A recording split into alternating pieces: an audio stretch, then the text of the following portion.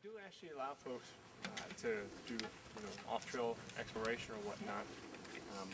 I'm abided to follow the same rules as any other visitor, and we do have some rules set up. So, in a sense, it makes some areas of the park pretty difficult to get to. And the main rules are that you have to be walking down a wash bottom, like we're walking in now, or you have to walk directly on slick rock. You can't walk across the cryptoponic soul crust. So the northern part of the park, north of Devil's Garden Area, I have a parking enforcement area well because of the compression. Some of the courthouse wash area, it's really neat. There's a bunch of fishes up there. The lower hike, you can actually hike all the way down the highway. And are there guides who will take you out on those kinds of walks? I don't know. Not to the Park Service.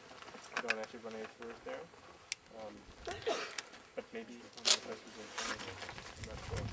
I know there's a Desert Highlights run some tours here in the park actually. And they do actually some canyoneering tours. One which is done in the Park Service.